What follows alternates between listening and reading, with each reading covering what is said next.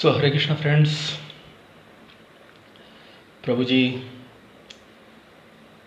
चलिए आज एक प्रार्थना के साथ भगवद गीता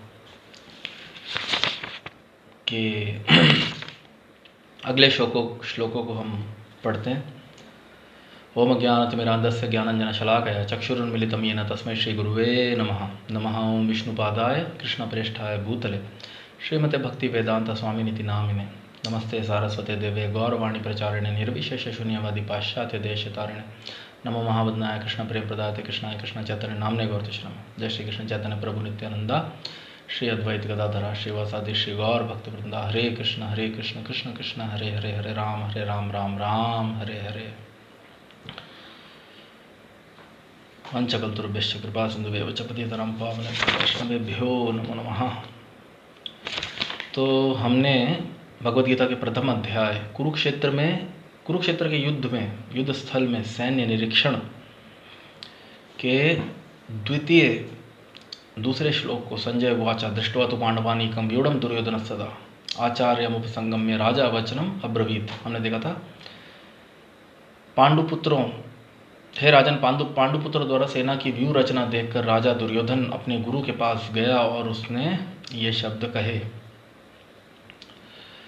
तो पिछले श्लोक में हमने देखा था जब धृतराष्ट्र जी ने संजय जी से पूछा था कि कुरुक्षेत्र में क्या चल रहा है, तो उन्होंने बस कहा कि पांडुपुत्र द्वारा सेना की व्यू रचना देखकर राजा दुर्योधन अपने गुरु के पास गया और उसने ये शब्द कहे। क्या शब्द कहे? जो तीसरा श्लोक है उसमें वर्णन आता है, पश्यतां पांडुपुत्राणाम आचार्य महितीं चमुं व्यूढ़ां द्रुपदपुत्रेण तव शिष्येण धीमता। पश्यतां पांडुपुत्राणाम आचार्य महितीं चमुं व्यूढ़ां द्रुपदपुत्रेण तव शिष्येण धीमता। पश्येतां, देखिए इस पांडुपुत्राणाम, पांडु के पुत्रों की,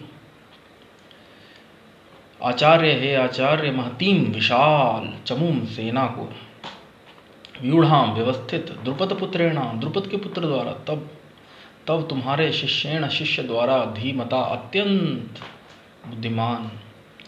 हे आचार्य, पांडुपुत्रों की विशाल सेना को देखें जिसे आपके बुद्धिमान शिष्य द्रुपद के पुत्र ने इतने कौशल से व्यवस्थित किया है।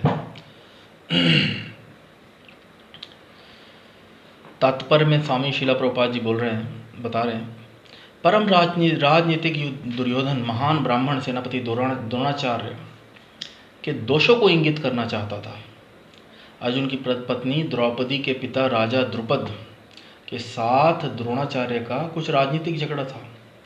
इस झगड़े के फलस्वरूप द्रुपद ने एक महान यज्ञ किया जिससे उसे एक ऐसा पुत्र प्राप्त होने का वरदान मिला जो द्रोणाचार्य का वध कर सके। द्रोणाचार्य इससे भली भांति जानता था, किंतु जब वह द्रुपद का पुत्र धृष्टद्युम्न युद्ध शिक्षा के लिए उनको सौंपा गया तो द्रोणाचार्य को उसे अपने सारे सैनिक रहस्य प्रदान करने में कोई झिझक नहीं हुई। अब धृष्टद्युम्न कुरुक्षेत्र की युद्ध भूमि में पांडवों का पक्ष ले रहा था और उसने द्रोणाचार्य से जो कला सीखी थी उसी के आधार पर उसने यह व्यू रचना की थी। दुर्योधन ने द्रोणाचार्य की इस दुर्बलता की ओर इंगित किया जिससे वह यह युद्ध में सजग रहे और समझौता ना करे। इसके द्वारा वह द्रोणाचार्य को यह भी बताना चाह रहा था कि कहीं वह अपने प्रिय शिष्य पांडवों के प्रति युद्ध में उदारता ना दिखा बैठे।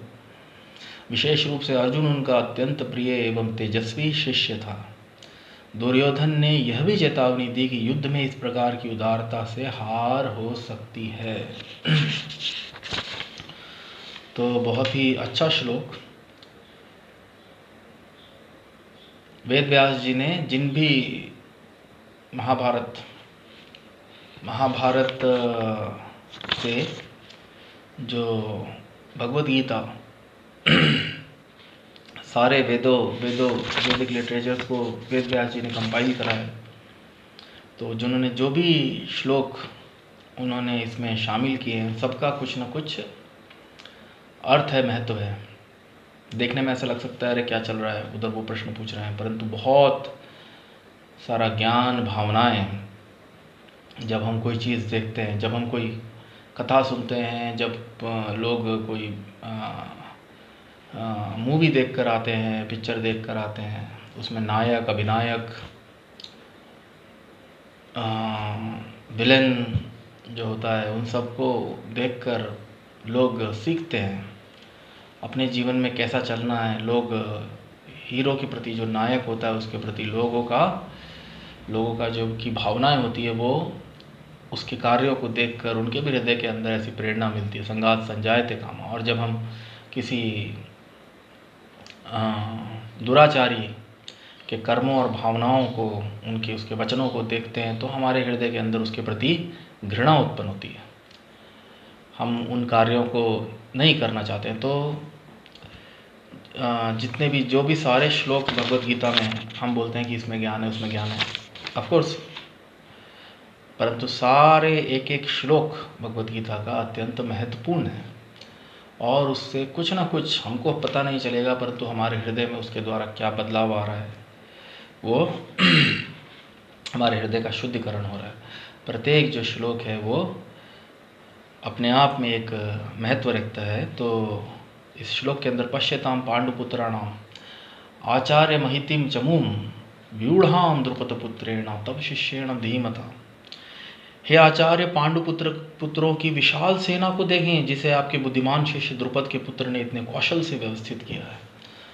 तो क्या दुर्योधन जी यहाँ पे द्रुपद महाराज के जो पुत्र हैं धृष्टद्युम्न, क्या उनकी बढ़ाई कर रहे हैं? धीमता, ओहो कितने इंटेलिजेंट है। जैसे हम लोग भी कई लोगों की बढ़ाई करके बोलते हैं कि वो व्यक्ति कितना बुद्धिमान है।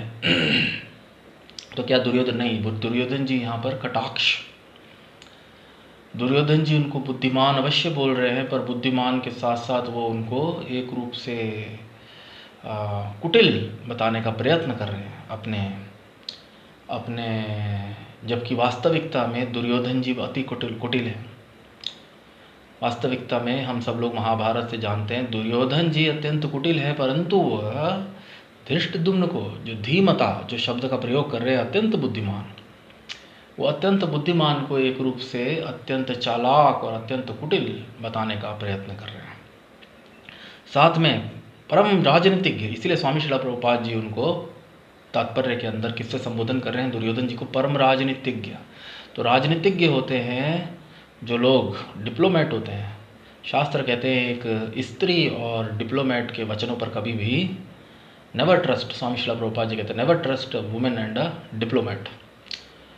क्योंकि उनके जीवन का लक्ष्य ऐसा नहीं है कि वुमेन कोई गलत चीज़ है, नहीं, वुमेन के भी जीवन का लक्ष्य, वुमेन जो होती है, जो स्त्री होती है, वो दुर्बल बालक समान उनका विवेक होता है और उनका जीवन जीना ही उनका एकमात्र उद्देश्य है, बताया गया है शास्त्रों में। ऑफकोर्स कृष्ण भावनामृत और भक्ति का जिस प्रकार प्रचार हुआ है, हरि नाम, यदि कोई स्त्री भी, परंतु जैसा उनको बताया गया है, और डिप्लोमेट किसी प्रकार, बस डिप्लोमेट का जो राजनीतिज्ञ होता है उसका एक ही मात्र उद्देश्य होता है राज, और उसकी जो भी नीति होती है वो राज करने के लिए, वो राज में बना रहे, सत्ता में बना रहे, राजा बना रहे, इसके लिए वो निरंतर प्रयत्न करता है। राजनीतिज्ञ, इसीलिए उसको क्या कहा जाता है? राजनीतिज्ञ। इसलिए कहा गया है राजनीतिज्ञ की बात पर कभी भी भरोसा, क्योंकि राजनीतिज्ञ का वास्तविक उद्देश्य, तो यहाँ पे दुर्योधन जी का उद्देश्य धृष्टद्युम्न जी की प्रशंसा करना नहीं है। यहाँ पर दुर्योधन जी जो हैं वो क्या कर रहे हैं? एक कटाक्ष कह रहे हैं कि देखो वो कितना चालाक है, तुमसे ही शिक्षा लेके, आपसे ही शिक्षा लेके, अपने गुरु, जो दुर्योधन जी के गुरु हैं, जो एक महान ब्राह्मण हैं, द्रोणाचार्य जी।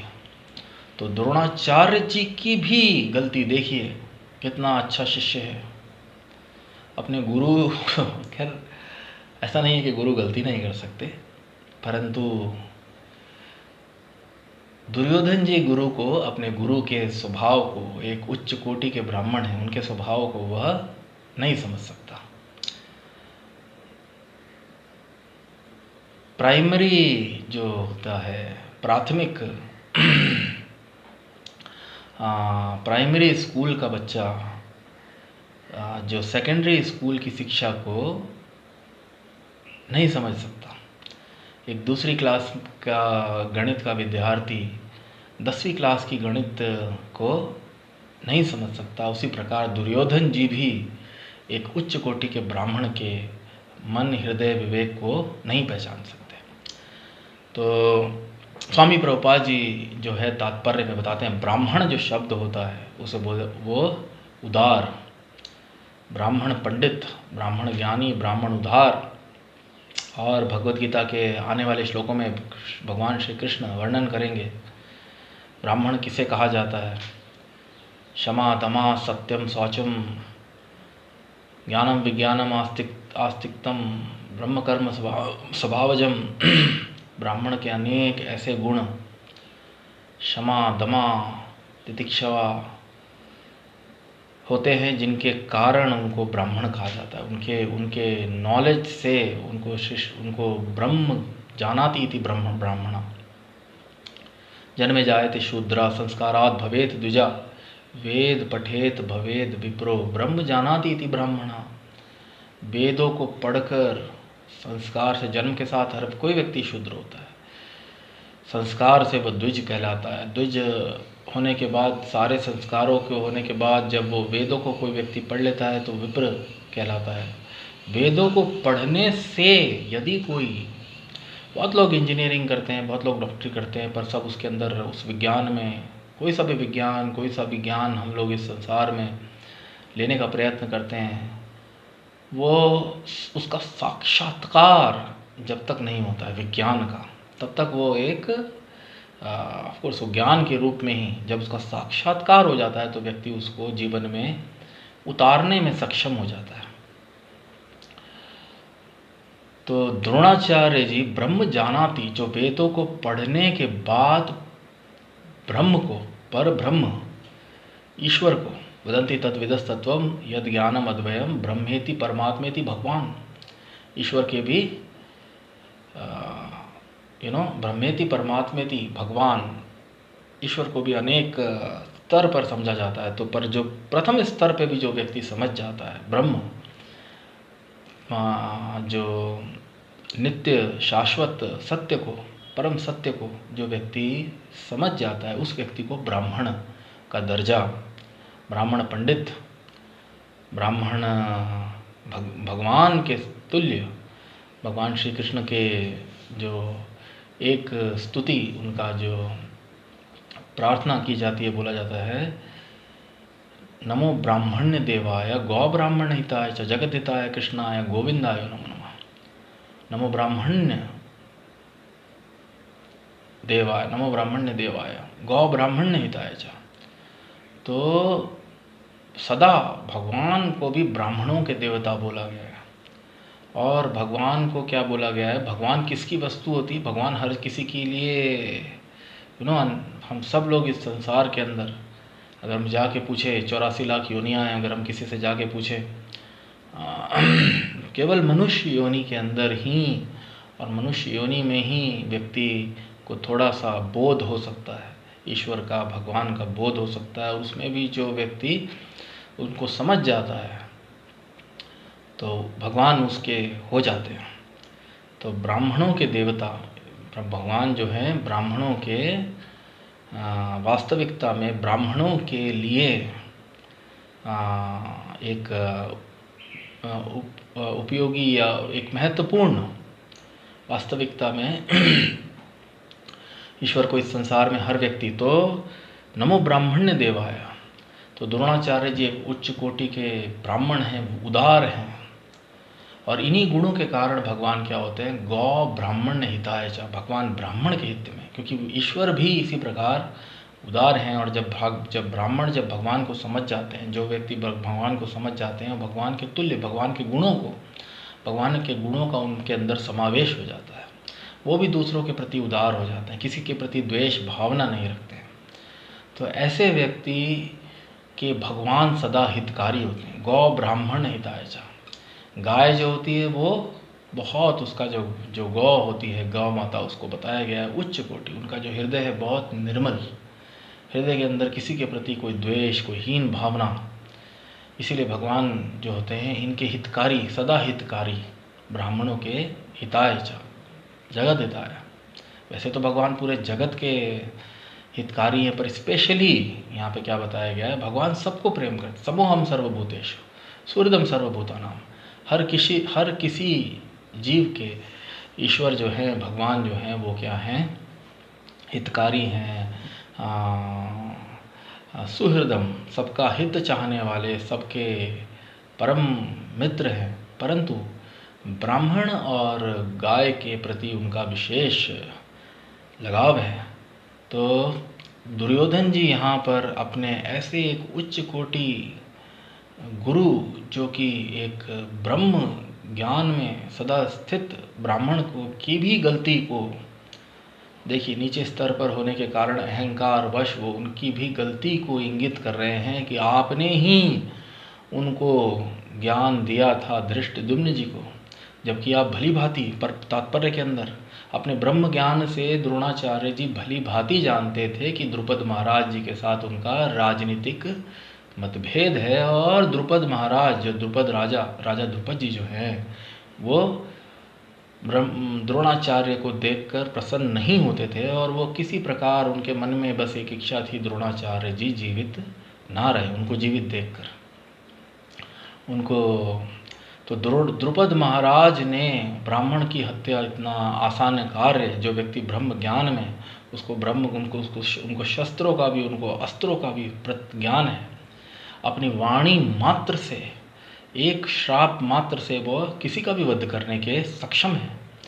द्रोणाचार्य जी जैसे महान तेजस्वी और ओजस्वी जो आचार्य हैं, जो गुरु हैं, वो अपने एक श्राप से किसी भी व्यक्ति का, साधारण व्यक्ति का, दुर्योधन, द्रुपद महाराज तक का वध करने में सक्षम है। परंतु क्योंकि उनका हृदय उदार है, वो एक ब्राह्मण है, पर वो ऐसा नहीं कर सकते, और उनको मारना भी इतना आसान नहीं है, क्योंकि जो उनको मारने जाएगा वो उसके ऊपर भी चाहें तो अपने जो तपोबल से उनके पास जो अर्जित शक्तियां हैं, बल हैं, विवेक है, उसके द्वारा वह उस व्यक्ति को भी हानि पहुंचा सकते हैं।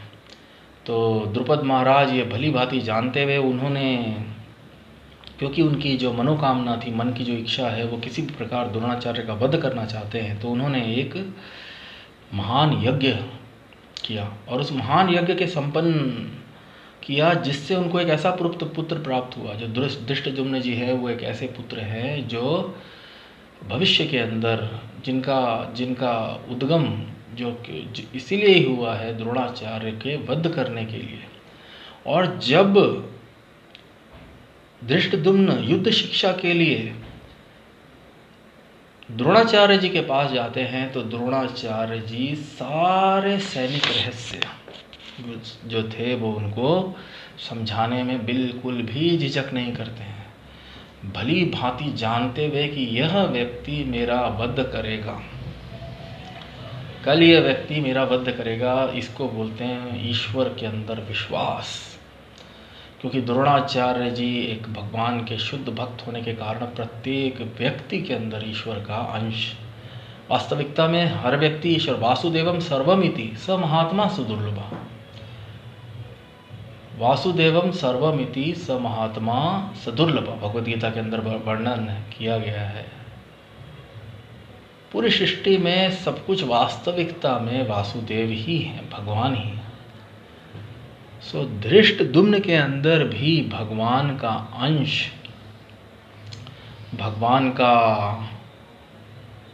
कहीं पास में कोई सॉन्ग चल रहा है, तो धृष्टद्युम्न के अंदर भी भगवान की इच्छा को देखना कि अगर इसका जन्म हुआ है, सृष्टि के अंदर कोई भी कार्य भगवान की इच्छा के विरुद्ध नहीं हो सकता।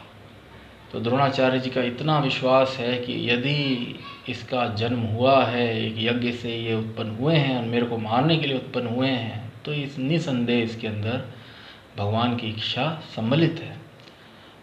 और द्रोणाचार्य जी उनको सैन्य शिक्षा देने में कोई भी झिझक नहीं करते। परंतु दुर्योधन जी, जो ब्राह्मण का जो विपरीत शब्द है कृपण, कृपण मतलब उदार का विपरीत, माइजर, तो दुर्योधन जी वास्तविकता में एक कृपण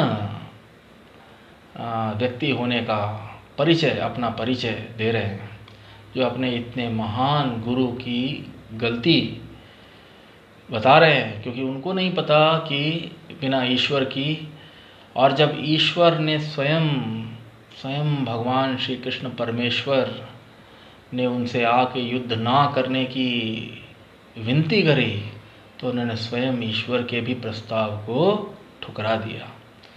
तो दुर्योधन जैसी दुर्बुद्धि वाले व्यक्ति जो हैं, वह इन सब उच्च कोटि की चीज़ों को नहीं समझ सकते, और इसीलिए वो अपने गुरु को भी कटाक्ष करते हुए यह कह रहे हैं। साथ में क्योंकि वो एक बहुत राजनीतिज्ञ हैं और उनको मालूम है कि ये युद्ध जीतने के बाद ही उन्हें राज करने का पूर्णतया अवसर मिलेगा, जब उनके शत्रु जी पांडव, जो वास्तविकता में उनके भाई थे और सदा उनका हित चाहते थे, परंतु दुर्योधन ने उनको सदैव अपने शत्रु के समान समझा। तो किसी भी प्रकार वो अपने शत्रुओं का वध करके और युद्ध को किसी प्रकार जीत कर वो राजगद्दी प्राप्त करना चाहते थे, और इसीलिए वो जो अपने गुरु हैं उनसे एक प्रकार से वह उनको सजग रहने के लिए भी सजग रहने के लिए भी वह उनको कह रहे हैं और समझौता ना करें। वो जानते हैं कि वो ब्राह्मण हैं, उनका दिल उदार है, युद्ध में भी कहीं वह उनको पांडवों को, और पांडव उनके अति प्रिय है, क्योंकि पांडव धर्मशील हैं, क्योंकि पांडवों का भी राज्य पर अधिकार है। उनका राज्य जो था वो धोखे से, शकुनी और दुर्योधन ने बड़े धोखे से उनका राज्य हथिया लिया था, और जब उन्होंने, पांडवों ने अपना वनवास पूर्ण किया, उसके बाद उनको उनका राज्य लौटा कर यह समझौता कर उनको भी उनको राज, क्योंकि वो क्षत्रिय हैं, राज करना उनका धर्म है, उनका राज करना क्षत्रियों का धर्म होता है। परंतु दुर्योधन जी ने उनको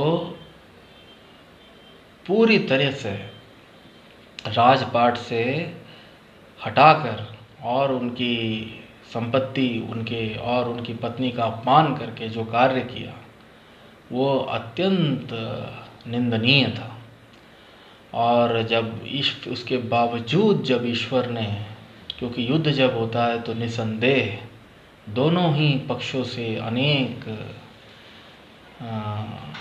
जन और जनमाल की जो है हानि होती है, परंतु दुर्योधन जी ने भगवान श्री कृष्ण के और अन्य जो उनके हितकारी, जो उनके मित्र थे, मित्र मंडल, जो आचार्य, उनकी उन्होंने बातों को ठुकरा दिया और उन्होंने युद्ध करने का निर्णय ले लिया। और वो द्रोणाचार्य जी को ये समझा रहे हैं किसी भी प्रकार, क्योंकि वो भली भांति जानते हैं कि पांडव धर्मशील हैं और किसी का भी पांडवों से इतना हृदय के अंदर इतनी ज़्यादा द्वेष या ईर्ष्या या ऐसी भावना किसी के अंदर नहीं थी। तो इसलिए वो ये प्रयत्न कर रहे हैं कि द्रोणाचार्य जी किसी भी प्रकार युद्ध के अंदर उदारता ना दिखाएं, ताकि किसी भी प्रकार का कोई समझौता ना हो सके और दुर्योधन जी जीत कर राजगद्दी को प्राप्त करें। तो बहुत ही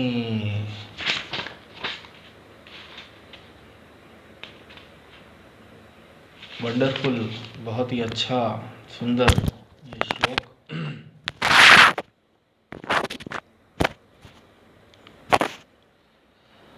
और आने वाले 1 2 3 चौथा, पांचवा और छठे श्लोक के अंदर दुर्योधन जी सामने वाले जो पांडवों की सेना के जो वीर महारथी हैं उनका वर्णन कर रहे हैं। जो वेद व्यास जी ने इन सबको इसमें लिया है, उन समस्त क्योंकि वो जितने भी योद्धा हैं वह युद्ध के अंदर कृष्ण भगवान के साथ युद्ध कर रहे हैं। इन्होंने, भगवान ने भी जब युद्ध जो है वास्तविकता में ईश्वर की इच्छा, और हम सब जानते हैं वास्तविकता में कृष्ण भगवान ने ही जो है अंततः युद्ध का निर्णय ले लिया।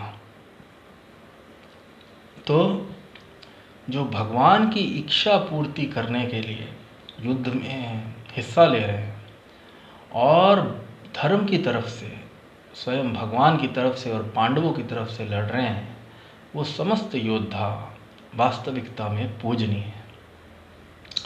वे अत्यंत धार्मिक हैं और उनकी जो गति है वह अत्यंत सद्गति। युद्ध के अंदर जिन्होंने भी हिस्सा लिया दोनों पक्षों से, जो भी स्वामी श्रील प्रभुपाद जी बताते हैं, कृष्ण भगवान को देखकर युद्ध के अंदर अपना शरीर छोड़ रहे थे, वो सब वैकुंठ और भगवान के अनंत धामों को प्राप्त हो रहे थे। और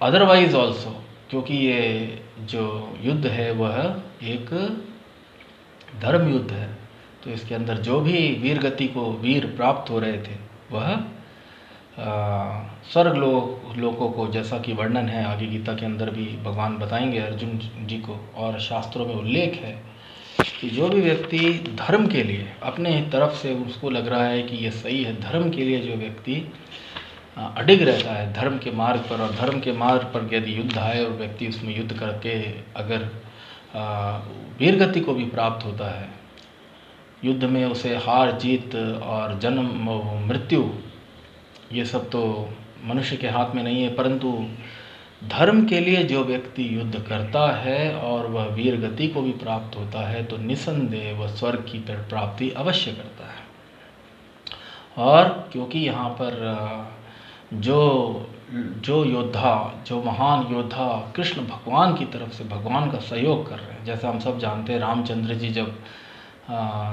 आए तो उनके साथ लंका पर चढ़ाई करने के लिए जितने भी वानरों ने, जितनी भी उनकी सेना में जो उन्होंने पुल बनाया, जो युद्ध हुआ, जिन्होंने भी ईश्वर को, ईश्वर की लीला के अंदर सहयोग किया, वह सब ने भगवान के परम धाम को, शाश्वत धाम को, अपने शरीर त्यागने के बाद उन्होंने भगवान के शाश्वत धाम को प्राप्त किया। तो उसी प्रकार इनका जो वेद व्यास जी ने समस्त योद्धाओं के जो का वर्णन इन श्लोकों के अंदर दुर्योधन जी के मुख से जो उनके, तो ये समस्त योद्धा अत्यंत पूजनीय हैं और उनके अत्यंत धार्मिक हैं, अत्यंत पूजनीय हैं, और उनकी सद्गति जो है वह पहले से ही निर्धारित है। तो अगले चौथे श्लोक के अंदर दुर्योधन जी बोल रहे हैं, जो उन्होंने बोला अपने धृष्टद्युम्न जी के बारे में, अब अगले श्लोक के अंदर धृष्टद्युम्न जी के बारे में, अब अगले श्लोक में वो कहते हैं, अत्र शूरा महेश्वशा भीमार्जुना समायुधि। अत्र शूरा महेश्वसा, अत्र शूरा महेश्वसा भीमार्जुन समायुधि। युयुधानो विराटश्च द्रुपदश्च महारथा। तो कौन कौन से नाम आए हैं? युयुधान, विराट, द्रुपद।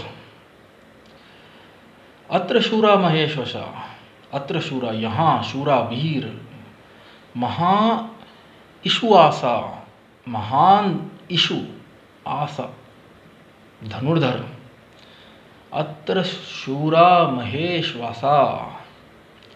महा इषुआसः महान धनुर्धर।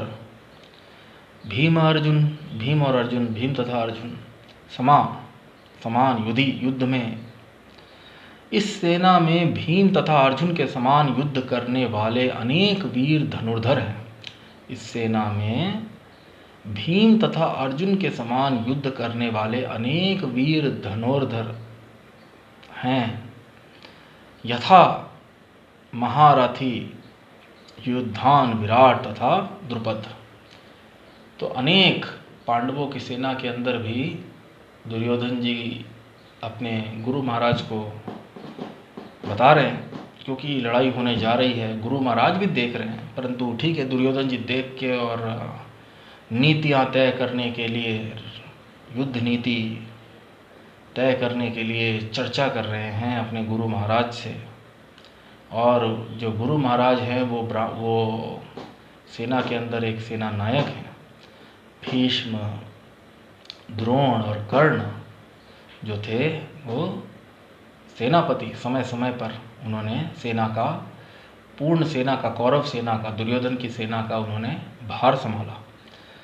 तो दुर्योधन जी जो अपने समक्ष जो लड़ने के लिए पांडवों की सेना, जिसकी व्यूह रचना, जिसको इतना अच्छी तरीके से व्यूढ़ाम द्रुपद पुत्रेण, इतनी अच्छी से जिसको व्यवस्थित करके उनसे ही, द्रोणाचार्य जी से ही यह शिक्षा प्राप्त करके जो धृष्टद्युम्न जी हैं, धृष्टद्युम्न जी ने शिक्षा तो द्रोणाचार्य जी से ली, परंतु युद्ध के अंदर उन्हें धर्म का जो पलड़ा था वो पांडवों का ज़्यादा लगा। ऐसे तो द्रोणाचार्य जी भी जानते थे, भीष्म जी भी जानते थे कि पांडवों का जो धर्म जो है, धर्म की ओर तो पांडव ही हैं, परंतु अलग अलग कारणों से उन्होंने दुर्योधन की तरफ से युद्ध करने का निर्णय लिया। परंतु धृष्टद्युम्न जी ने पांडवों की तरफ से, और धृष्टद्युम्न जी जो हैं वो द्रुपद महाराज के पुत्र हैं, और द्रौपदी भी द्रुपद महाराज के पुत्र हैं। तो अपनी बहन के अपमान का अनादर जो था, अत्यंत अधर्मी कार्य था। तो उन्होंने इन सब को ध्यान में रखते हुए धर्म से भगवान श्री कृष्ण और पांडवों की तरफ से युद्ध करने का निर्णय लिया। और इस सेना में भीम तथा अर्जुन के समान युद्ध करने वाले अनेक वीर धनुर्धर हैं। यथा महारथी युद्धान विराट तथा द्रुपद। युद्धानो विराटश्च द्रुपदश्च महारथः। तो 3 महान योद्धाओं के नाम इस श्लोक के अंदर दुर्योधन जी अपने गुरु महाराज द्रोणाचार्य जी को बता रहे हैं। युद्धान विराट नरेश, जिन्होंने पांडवों को अज्ञातवास के अंदर शरण दी थी, और द्रुपद महाराज, द्रौपदी के, और तीनों जो हैं महारथी, एक साथ अनेक योद्धाओं से युद्ध करने के अंदर तीनों के तीनों सक्षम हैं और अत्यंत वीर धनुर्धर हैं। और यहाँ तक कि दुर्योधन जी तो उनकी तुलना भीम और अर्जुन से कर रहे हैं। भीम और अर्जुन के समान धनुर्धर हैं। धनुर्विद्या के अंदर वह बहुत पारंगत हैं। अगले श्लोक के अंदर ऐसे 3 महान योद्धा वेद व्यास जी ने यहाँ पे, इनको भी स्मरण करने से हम सब लोगों को भी, चाहे इनकी युद्ध के अंदर हम सब जानते हैं पांडव और कुछ ही पांडव और बहुत कम लोग युद्ध के अंदर अंत में बचते हैं, महाभारत के युद्ध के अंदर जीवित बचते हैं, परंतु ये सारे योद्धा वीर गति को प्राप्त होते हैं। परंतु इनका नाम वेद व्यास जी यहाँ पर वर्णित कर रहे हैं। तो निसंदेह वेद व्यास जी इनके स्मरण, प्रत्येक जीव को इनका स्मरण कराना चाहते हैं कि ऐसे महान धर्मी राजा और योद्धाओं ने युद्ध के अंदर भगवान श्री कृष्ण की तरफ से युद्ध लड़ा था, पांडवों और भगवान श्री कृष्ण की तरफ से। जैसे रामायण के अंदर भी हम सब देखते हैं, महान भक्त श्री हनुमान, अंगद और अनेक महान योद्धाओं ने श्री रामचंद्र जी की तरफ से रावण से युद्ध किया था। इसी प्रकार पांडवों की यहाँ पर जो युद्ध हो रहा है वो पांडवों का और कौरवों का युद्ध हो रहा है, परंतु भगवान श्री कृष्ण ने पांडवों का पक्ष लिया है और ऐसे महान धार्मिक योद्धाओं ने भगवान श्री कृष्ण और पांडवों का पक्ष लेकर अपना नाम जो है वो सदा के लिए अमर कर लिया है। तो अगला जो श्लोक है चौथा, एक तीसरा चौथा, करेक्ट। सो नेक्स्ट जो no this was the fourth one, अत्र शूरा महेश वसा, नाउ फिफ्थ वन। हिंदी वाली किताब के अंदर नंबर नहीं है, पर हाँ ऊपर मेंशन है, ऊपर हाँ श्लोक नंबर।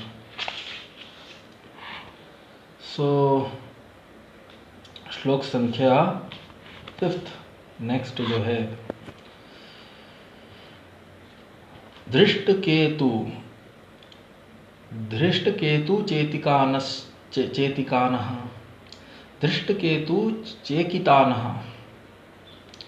धृष्टकेतु चेकितानः काशीराजश्च वीर्यवान्, पुरुजित कुन्तिभोजश्च शैब्यश्च नरपुंगवः।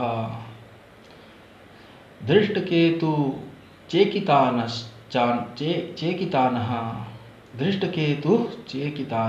काशीराजश्च वीर्यवान्, पुरुजित कुन्तिभोजश्च शैब्यश्च नरपुंगवः।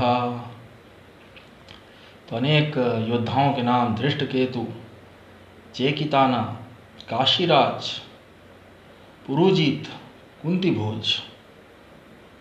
धृष्टकेतु, चेकितानः, काशीराज, पुरुजित और कुंतीभोज, 5 अन्य महान धार्मिक योद्धाओं के नाम जो हैं, जो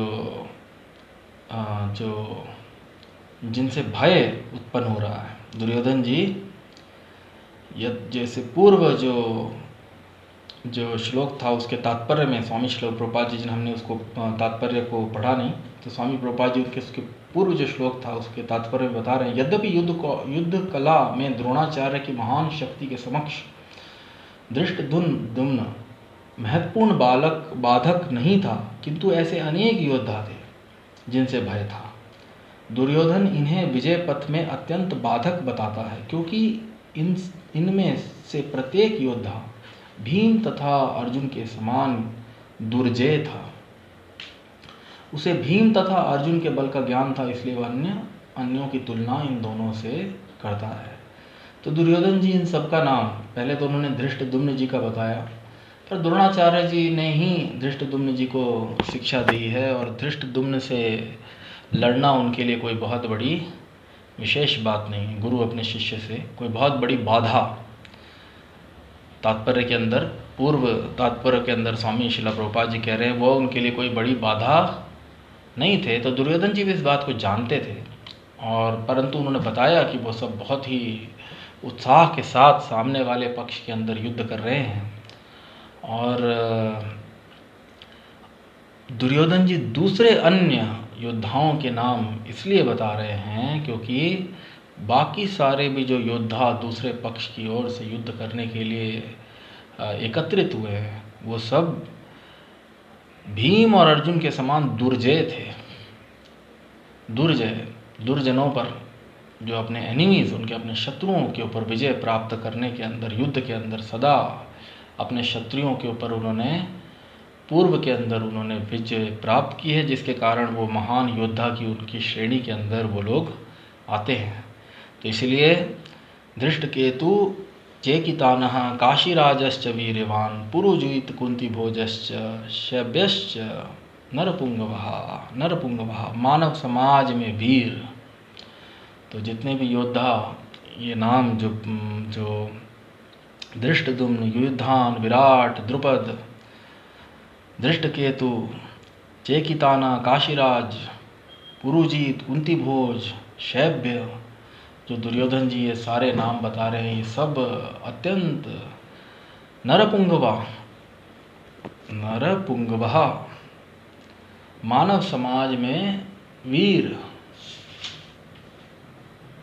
नरपुंगवा, हीरोज इन ह्यूमन सोसाइटी। तो ये सारे के सारे क्या थे? इनके साथ ही धृष्टकेतु, चेकितान, काशीराज, पुरुजीत, कुंतीभोज तथा शैब्य जैसे महान शक्तिशाली योद्धा भी हैं।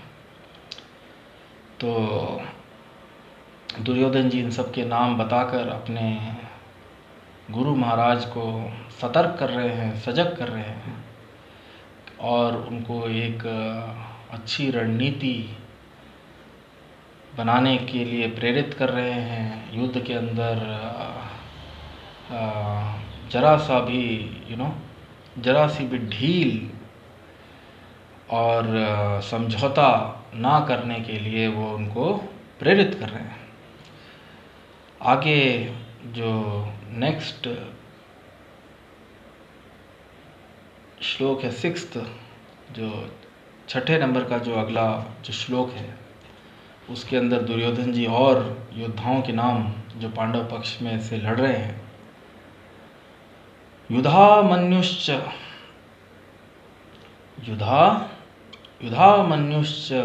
विक्रांत उत्तमौजा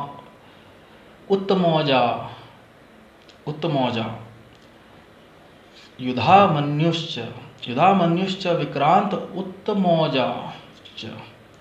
उत्तमौजश्च वीर्यवान सौभद्रो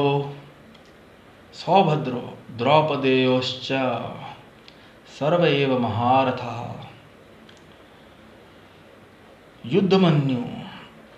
युद्धमन्युश्च विक्रांत उत्तमौजाश्च वीर्यवान सौभद्रो द्रौपदेयाश्च सर्व एव महारथः। सो यहाँ पे कितने नाम ले लिए उन्होंने? युधामन्यु, विक्रांत,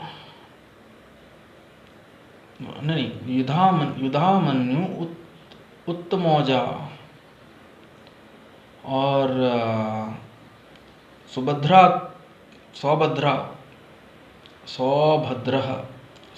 के पुत्र, द्रौपदी के पुत्र, पराक्रमी युद्धामन्यु अत्यंत शक्तिशाली उत्तमौजा, सुभद्रा का पुत्र तथा द्रौपदी के पुत्र, ये सभी महारथी हैं। तो युद्ध के अंदर और भी अनेक योद्धा, महान योद्धा जो पांडव पक्ष की ओर से लड़ रहे थे, उनमें से युधामन्यु पराक्रमी, दुर्योधन जी उनको युधामन्युश्च विक्रांता मतलब पराक्रमी, और उत्तमौजा अत्यंत शक्तिशाली। दुर्योधन जी वीर्यवान, उनका कैसे वीर्यवान, अत्यंत शक्तिशाली। सुभद्रा के पुत्र, द्रौपदी के पुत्र, सुभद्रा का पुत्र, द्रौपदी के पुत्र, ये सभी महारथी हैं। तो अनेक महारथी जो उधर से पांडव पक्ष से युद्ध कर रहे हैं, उनके नाम दुर्योधन जी ने लिए। और हम सब जानते हैं युद्ध का जो परिणाम क्या हुआ, महाभारत के युद्ध का। अनेक यातनाएं, अनेक विनतियों के बाद भी दुर्योधन जी ने युद्ध करने का निर्णय लिया और अंततः उन्होंने राजपाट समेत अपने समस्त भाइयों को, अपने 99 कौरव भाइयों को और अपने प्रिय मित्र, अपने गुरु, अपने गुरुओं को सबको उन्होंने मृत्यु स्वीकार करने पर उन्होंने मजबूर कर दिया। तो हम सब लोग को भी जीवन में इन सब बातों से प्रेरणा लेकर कोई भी चीज़ जीवन के अंदर इतनी बहुमूल्य नहीं है जिसके लिए मरा मारा जाए। जीवन में मुक्ति और भक्ति और भक्ति मुक्ति के अलावा राजपाट, धन, वैभव, शास्त्र कहते हैं, शास्त्रों में आततायिना का वर्णन है। जर जोरू ज़मीन पे लड़ाई होती है, घर घर के अंदर हम सब लोग चर्चा करते हैं, पुराने ज़माने से, पुराने काल से हम सुनते आ रहे हैं। और किसी भी भौतिक चीज़ के लिए मरना और मारना से बढ़कर मूर्खता, यह आचरण जानवरों का आचरण है। मनुष्य समाज के अंदर ऐसा आचरण उचित नहीं है। परंतु जब बात धर्म और अधर्म की आ जाती है तो साम दाम दंड भेद, तो राजा को अपना कर्तव्य साम दाम, और इसीलिए पहले जो है वो बताया गया है समझौता। जब कभी मतभेद हो किसी भी चीज़ के अंदर तो उसको वार्तालाप भी एक तरीके का युद्ध ही होता है। शास्त्रार्थ, ब्राह्मण और उच्च कोटि के जो लोग होते हैं, जो बहुत सभ्य सिविलाइज्ड, जितना अधिक सिविलाइज्ड लोग होते हैं, वो हाथ पांव से लड़ने की जगह वचनों से, अगर लड़ाई का कोई मतभेद भी हो तो उसको वचनों से, उसको शास्त्रों से, शास्त्रों से उचित मत रखकर उस विवाद को समाप्त कर देना चाहिए, उसका एक निर्णय निकाल लेना चाहिए। साम दाम, यदि साम समझौते से भी अगर कोई निर्णय ना हो, दोनों पक्ष में कोई मतभेद हो, दो लोगों में, दो पक्षों में, तो दाम, चलिए ठीक है, कॉम्प्रोमाइज़, आप ये रख लीजिए, वो रख लीजिए। आज भी हम देखते हैं कोई युद्ध होता है, पति पत्नी के बीच में भी मतभेद हो जाता है, तो ठीक है, जो कोर्ट है, कानून है, वो बोलता है कि आप अलग रह सकते हैं, परंतु आप इनको इतने धन पर या इतने इस पर या उस पर समझौता कर लिया जाता है। समझौता, फिर दाम दे दिया जाता है, उसकी कीमत चुका दी जाती है कि आपको ये चाहिए, ठीक है, आप उसकी कीमत दे दीजिए। साम दाम दंड जो है, जो राजा का है, उसको बहुत विषम परिस्थितियों में, जब साम और दाम से भी यदि, और हमेशा युद्ध जो है तभी केवल धर्म के लिए युद्ध करना चाहिए। तो यदि कोई व्यक्ति अधर्म की मार्ग पर भी है तो भी युद्ध से पहले समझौता और साम दाम की नीति शास्त्र राजाओं के लिए बताती है, साम दाम। परंतु दुर्योधन जी ने किसी की भी बात, किसी भी समझौते को ना मानते हुए कोई भी कीमत पांडवों को 5 गांव तक देने के लिए उन्होंने स्वीकार नहीं किया, उन्होंने भगवान के प्रस्ताव को स्वीकार नहीं किया, जिसके बाद युद्ध ही एकमात्र विकल्प बच जाता है, जिसके बाद युद्ध ही एकमात्र विकल्प बच जाता है। क्यों? क्योंकि यदि अधर्म का साथ देना भी इस सृष्टि के अंदर, फिर तो हर व्यक्ति अधर्म करने लगेगा और पूरी सृष्टि का विनाश हो जाएगा। समय से पूर्व विनाश तो एक दिन सृष्टि का अवश्य होना है, परंतु समय से पूर्व सृष्टि का विनाश हो जाएगा। तो इसीलिए युद्ध हो रहा है, और युद्ध के अंदर हम सब देख रहे हैं जो दुर्योधन जी, आने वाले श्लोकों के अंदर हम और अगले भविष्य में हम चर्चा करेंगे। तो इन महान योद्धाओं के नाम दुर्योधन जी